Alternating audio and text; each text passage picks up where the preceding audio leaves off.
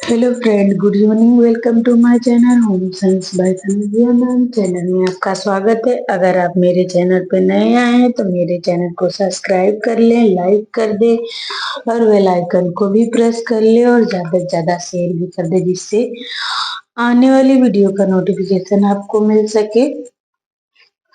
और इससे आगे की सेशन में हम अगले के क्वेश्चनों का डिस्कशन कर चुके हैं, 1 से लगा के 82 क्वेश्चन नंबर तक।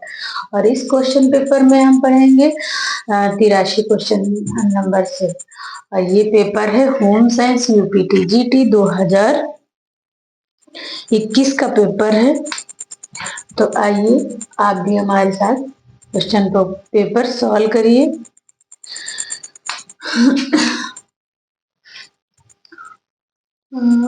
क्वेश्चन नंबर 83 कह रहा है कैम्फनर आहार का प्रयोग किया जाता है। कैम्फनर आहार कहे या कैम्फनर डाइट कहे, बात एक ही है, आंसर हमारा एक ही जाएगा। ए कह रहा है अल्सर, बी कह रहा है मधुमेह, सी कह रहा है उच्च रक्तचाप, डी कह रहा है टाइफाइड। टाइफाइड को ही हम मियादी बुखार कहते हैं और हड्डियों वाला भी बुखार कहते हैं इसी को। सौराही बुखार भी कई नामों से जाना जाता है, सौराही बुखार भी कहते हैं। उच्च रक्तचाप को जिसको हाइपोटेंशन कहते हैं या इसको हाइपोटेंशन कहते हैं इंग्लिश में, और हिंदी में उच्च रक्तचाप कहते हैं। और अल्सर हमारा आंत में या अमाशय में हो जाता है, पेट जिसको कहते हैं। और मधुमेह हमारी ग्लूकोज से संबंधित बीमारी है, जिसे हम डायबिटीज कहते हैं इंग्लिश में। तो हमारा आंसर जाएगा कैम्फनर आहार का प्रयोग या डायबिटीज कब फॉलो की जाती है, तो हमारा आंसर जाएगा उच्च रक्तचाप में। उच्च रक्तचाप में, हाइपोटेंशन में, हाई बीपी जिसको कहते हो हाइपोटेंशन। क्वेश्चन नंबर हमारा 84 कह रहा है शरीर के रोगों से संघर्ष करने की शक्ति को कहते हैं, इसको हम इम्यूनिटी पावर कहते हैं। शरीर की रोगों से रक्षा करने की शक्ति को कहते हैं, तो क्या कहते हैं? ए कह रहा है निसंक्रामण, बी कह रहा है प्रतिरोध क्षमता, सी कह रहा है उद्भवन अवधि, डी कह रहा है इनमें से कोई नहीं। तो उद्भवन अवधि उन्हें कहते हैं, उसे कहते हैं जैसे कि जब से रोग उत्पन्न होता है और जब तक हमें एहसास न हो जाए कि हाँ किसी किसी की 15 दिन या 1 हफ्ता तक रहता ही रहता है, आप दवाई खाओ तब भी वो रहेगा, उसी को हम उद्भवन अवधि कहते हैं। और निसंक्रामक रोग हम उन्हें कहते हैं, निसंक्रामण उसे कहते हैं जैसे कि कोई वस्तु या चीज या व्यक्ति संक्रामित हो जाता है किसी रोग या किसी गंदी जीवाणु विषाणुओं से, उससे हम रासायनिक पदार्थों द्वारा निसंक्रामित या भौतिक पदार्थों द्वारा जैसे कि उबाल के कपड़े वपड़े साफ किया जाता है, उन्हें हम निसंक्रामण कहते हैं। और रोग प्रतिरोधक क्षमता को ही हम इम्यूनिटी पावर कहते हैं। रोग प्रतिरोधक क्षमता, जैसे कि 2 व्यक्ति हैं, सेम एक ही घर में रहते हैं और दोनों को बुखार आया, तो एक जल्दी ठीक हो गया और एक देर में ठीक हुआ। मेडिसिन बराबर वो ले रहे हैं, मेडिसिन बराबर वो ले रहे हैं, फिर एक जल्दी और एक देर में क्यों ठीक हुआ? क्योंकि किसी की रोग प्रतिरोधक क्षमता बढ़िया है, किसी की कम बढ़िया है, कम पावर है, तो उसी हिसाब से रोग देर से ठीक होता है। क्वेश्चन नंबर हमारा 85 कह रहा है डॉट में कृषि प्रसार का संघर्ष राज्य अमेरिका द्वारा मान्यता प्राप्त हुई, तो कब प्राप्त हुई? कृषि प्रसार संयुक्त राज्य अमेरिका द्वारा कृषि प्रसार को कब मान्यता प्राप्त हुई? हमारा ये क्वेश्चन कह रहा था। ए कह रहा है 1920 में, बी कह रहा है 1914 में, सी कह रहा है 1900 में, डी कह रहा है 1950 में। तो हमारा आंसर जाएगा 1914 में। क्वेश्चन नंबर हमारा 86 कह रहा अनिवार्य बचत का उदाहरण है। अनिवार्य बचत का कौन सा उदाहरण है? तो ए कह रहा है सामान्य भविष्य निधि, बी कह रहा है बैंक जमा, सी कह रहा है LIC, डी कह रहा है जन भविष्य निधि। तो हमारा आंसर जाएगा डी, जन भविष्य निधि। ये अनिवार्य बचत है। ये बचत उन सरकारी कर्मियों पर लागू होती है, सरकारी कर्मियों पर लागू होती है जो सरकारी कर्मचारी होते हैं उन पे लागू होती है। सॉरी, हालांकि LIC भी है बट ये अनिवार्य बचत में आता है क्योंकि उनकी जो सैलरी होती है उनकी सैलरी में से जो फंड कटता है वही अनिवार्य बचत के रूप में लास्ट में उन्हें प्राप्त होता है।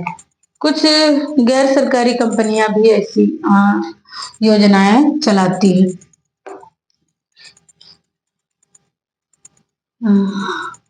क्वेश्चन नंबर 87 कह रहा है ICMR NIN 2020 RDA सारणियन के अनुसार प्रति 2000 किलो कैलोरी पर फाइबर की प्रतिदिन की कितनी मात्रा निश्चित की है?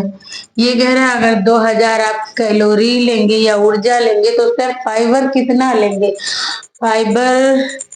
फाइबर हिंदी में हम कहते हैं रेशा, जो पानी अब्जॉर्ब करने का बहुत अच्छा कार्य करता है कह सकते हैं, और बहुत अच्छा कार्य करता है और आंतों की सफाई भी बहुत अच्छे से करता है फाइबर, और ये कब्ज में बहुत मददगार होता है,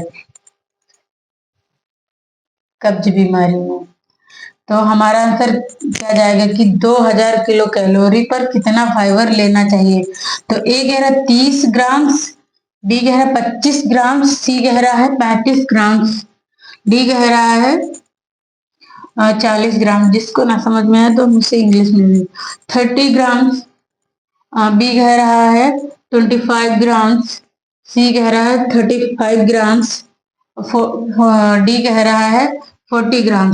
तो हमारा आंसर जाएगा 30 ग्राम। 2000 किलो कैलोरीज पर 30 ग्राम फाइबर लेना चाहिए। क्वेश्चन नंबर हमारा 88 कह रहा है मिलावट कहते हैं, मिलावट किसे कहते हैं? जैसे कि बाहरी वस्तुओं को भोजन में मिलाने को कहते हैं, जैसे कि कंकड़ पत्थर है, जैसे दाल में मिला देते हैं, चावल में मिला देते हैं, या उसी बराबर उसे कहते हैं, या कम मूल्य वाली वस्तु को मिला देते हैं, जैसे कि खंडी वाली दाल होती है, चावल को खंडा मिला देते हैं अच्छे चावल में, उसको मिलावट कहेंगे। ये बी कह रहा है भोजन से मूल्यवान तत्वों को निकालने को कहते हैं, जैसे कि दूध में से मलाई निकाल लेते हैं, घी निकाल लेते हैं, फिर इसको कहेंगे मिलावट। और सी कह रहा है अधिक गुणवत्ता वाले पदार्थ के मूल्यवान पर कम गुणवत्ता वाले सामान को बेचने को कहते हैं। डी कह रहा है हमारा ये सभी।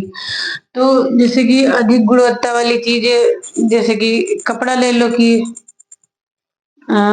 जैसे कि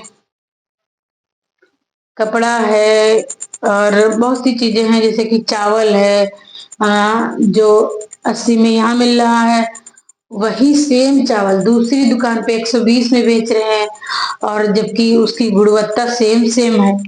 तो इसे कहेंगे या इन सभी को कहेंगे या किसे कहेंगे? आप बताइए। तो हमारा आंसर जाएगा इन सभी को हम मिलावट कहते हैं। क्वेश्चन नंबर हमारा 89 कह रहा है प्रसाव में पहले नितंब आना, इसके बाद टांगे व बाहें और अंत में सिर आना, यह स्थिति है, यह स्थिति क्वेश्चन कह रहा है किस प्रसाव की है? तो हमारा ए कह रहा है बीज जन्म, सी कह रहा है उपकरण जन्म, सॉरी, वी कह रहा है उपकरण है, सी कह रहा है प्राकृतिक जन्म, डी कह रहा है सहज जन्म। सहज जन्म कोई जन्म नहीं होता, प्राकृतिक जन्म जिसे हम इंग्लिश में नॉर्मल डिलीवरी कहते हैं, अपने आप ही बच्चा हो जाना नॉर्मल, कोई दिक्कत परेशानी या किसी उपकरणों का प्रयोग नहीं करना। और उपकरण जन्म हम उसे कहते हैं जो जैसे कि ऑपरेशन से बच्चे होते हैं जिनमें उपकरणों का प्रयोग किया जाता है, हम उन्हें उपकरण जन्म कहते हैं। ब्रीच जन्म हम उसे कहते हैं जिसको हम कहते हैं अपनी भाषा में उल्टा जन्म। तो हमारा आंसर जाएगा ए। प्रसव में पहले नितंब आना, पहले नितंब आना, इसके बाद टांगे व बाहें और अंत में सिर आना, यह स्थिति क्या कहती है? ब्रीच प्रसव या उल्टा जन्म हम इसे कह सकते हैं। 90 क्वेश्चन कह रहा है मैंडरीन एक प्रकार का कॉलर है। मैंडरीन क्या है? एक प्रकार का कॉलर है। तो हमारा आंसर जाएगा मैंडरीन एक प्रकार का क्या है? मैंडरीन एक प्रकार का कॉलर है। तो 91 क्वेश्चन कह रहा है रक्त में शर्करा की मात्रा होती है। शर्करा इंग्लिश में हम इसको ग्लूकोज कहते हैं। तो रक्त में पूछा है रक्त ब्लड में शुगर की कितनी मात्रा होती है? तो ये कह रहा है 80 ग्राम, ये 8 नहीं है, 80 ग्राम, 80 ग्राम प्रति 100 DL रक्त। बी कह रहा है 80 से 120 मिलीग्राम प्रति 100 DL रक्त में। सी कह रहा है 80 से 120 मिलीग्राम 1000 DL रक्त में। डी कह रहा है इनमें से कोई नहीं। तो हमारा आंसर जाएगा 80 से 120 मिलीग्राम प्रति 100 में DL। 80 से 120 मिलीग्राम प्रति 100 DL रक्त में। हमारा आंसर जाएगा कि ये 100 DL रक्त होगा, उसमें 80 से 120 ग्राम मिलीग्राम होना चाहिए क्या? शुगर। आई होप कि आपको क्वेश्चन पेपर समझ में आया होगा। अगर आपको कोई क्वेश्चन ना समझ में आया हो तो कमेंट करके जरूर बताएं। और अगर आप होम साइंस से जुड़ी कोई भी जानकारी अपडेट चाहते हैं तो कोई भी अपडेट चाहते हैं तो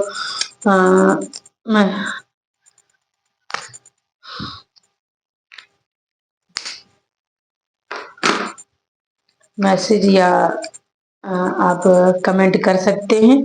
और अगर आप मेरे चैनल पे नए आए हैं तो चैनल को लाइक, सब्सक्राइब एंड शेयर करना ना भूलें और ज़्यादा से ज़्यादा शेयर करें जिससे मेरे वीडियो के माध्यम से लोगों को जानकारी मिलती रहे। और बेल आइकन को भी प्रेस कर ले। और मैं इस चैनल के माध्यम से आप लोगों को यूपी, टीजीटी, पीजीटी और एलटी, जीआईसी और यूजीसी नेट सबका थ्योरी सेशन भी करवाऊंगी। इसलिए जिसको जानकारी ना हो तो इस चैनल के माध्यम से उपलब्ध कर सकता है। जय हिंद।